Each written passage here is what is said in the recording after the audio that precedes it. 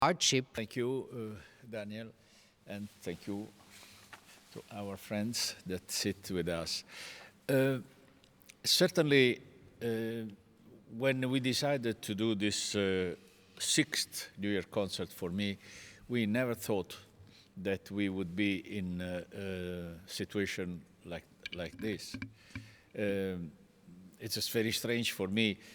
Even in the hotel, there is no one, nobody. So is this like sometimes you have the feeling that you are staying really in a situation like in a horror movie, when the city is completely empty, nobody is around.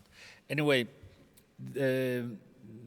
we went through several discussions, concert yes, concert no, but the final result of our discussions was that we cannot abolish music, culture, theaters, even in a pandemic situation like this. And because it's strange to play music that is sometimes full of joy, sometimes full of nostalgia, full of sadness, but is conceived to be a gift for the public, so the public can absorb this music with different feelings. And there are some works like the Polka Schnell that go so fast, like an airplane, like a train, that has to arrive in a station where people can wait for you. And we arrive at the end full of enthusiasm, and the orchestra is playing in the rehearsals in a fantastic way. And then it's natural that you need a response in live. This will not happen. And but we know that the orchestra will be connected with million and million people around the world. So we will play, considering the fact that we will play this concert in this special 1st of January as a message, not only of beautiful music, but a message of hope, la speranza, as we say in the Italian language. We need to have hope. And the Musikverein, for the first time, without music at the 1st of January would be like a grave, would be the worst sign, a negative sign for the entire world. So from this hall that is the cradle of centuries of music, it's important that even without the public in the hall, but the public around the world, we send this message, the speranza of peace, of hope. Thank you, Maestro Muti. How is your relationship to the music of Franz von Suppé, and how does it fit into with the Strauss dynasty? It's a very difficult question. I'm not a musicologist. Suppé, he felt half Italian. And by the way, part of the program is dedicated to Italy, Margherita Polka, the Venetian Galop, etc., etc. So this big, great overture that opens the second part of the program is full of elements, musical elements that are typical of the Italian operatic world. But inside you feel also a melodic part that is typical Austrian. So let's say that in this overture is an example of two nations that have been always together, sometime having some discussions, sometime now with great friendship. And in this music you have the two elements, the Italian and the Austrian. And I think that it is a good sign of friendship and a sign of the fact that many times, like in the 18th century, the musicians have made Europe united, and sometimes more than the politicians, the musicians. If you think that Salieri was in Vienna, Cherubini was in Parigi, Cimarosa was in St. Petersburg, Mercadante was in Spain, and vice versa. So music is an element that unifies. And so I think that Suppé, with this mixture of Austrian and Italian, it was Dalmatia, really was, but we should not be so subtle now in the geography. And he is an expression of both countries, and the fact that I'm Italian. And I've spent 50 years with the Vienna Philharmonic, always, every year. So something of Vienna I have absorbed. I should not forget one thing, that I am Neapolitan, and Maria Carolina was the queen of Napoli at the time of the Bourbons, and she did a lot for the culture in Napoli. So we are grateful to Maria Carolina and Austria for what they gave to us. Maestro, I have one more question here. Somebody wanted to know is, do you remember your very first New Year's concert in '93? What did that feel like, or in respect to now? I was younger. I was younger. I mean, I remember that.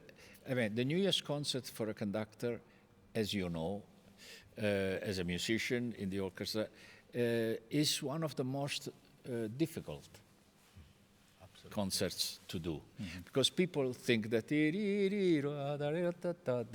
it's easy.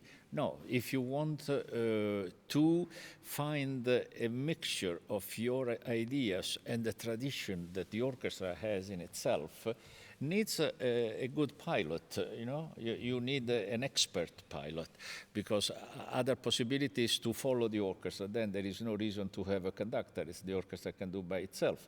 So the conductor can be a disturb to the orchestra in a way. So, but if you want to make something that is artistic valid, is a combination of different conductors in different years and the orchestra that has this tradition, no? That has inside, like we Italians have Verdi inside. But tradizione is a dangerous word, as Furtwängler said. Tradition is Schlamperei, no? Mahler, yeah. But we all followed this concept. I think to us, so in 1993, I couldn't sleep for nights. Oh, I was terrified, because the orchestra asked me to do the New Year's concert after our recordings of the Schubert symphonies. And so practically after the Schubert symphonies, the musicians thought that was not really bad what I did. And so they thought that Schubert is Viennese, is Vienna. Strauss is Vienna. Schubert is the door to Strauss. And so if you do quite well Schubert, it's very possible that you can do Strauss, even if it's another world. So you asked me, Professor Resel was the Vorstand at that time, and they asked me, and I was very hesitant, because, you know, Napoli and Vienna is so far away. People thought always Milano and Vienna are more close, but this is not true, because in Milano the Austrians were the conquerors. Napoli was the capital of a kingdom, and we have a queen that was the daughter of Maria Theresia. So the relationship between Napoli and Vienna was tighter than Milano and Vienna. And so I thought, well, there's Napoli, Neapolitan, well, let's try. And the first experiment went well, but was very, very difficult to face an orchestra that is not only one of the greatest orchestras in the world, but in this repertoire is unique. And so I felt I can, with my inexperience of this repertoire, I can only damage but because I always had a wonderful relationship with the musicians, they helped me, I felt more comfortable, and the concert finally took place, and I could relax. Now, after so many years and experience, I will say that it's never easy. Also for the orchestra, because you can own this repertoire, but then you have to play in front of million of people. And we are under the sky. Anything can happen, a mistake or something that is not together, but this is part of life. This is human. But you have to do this, you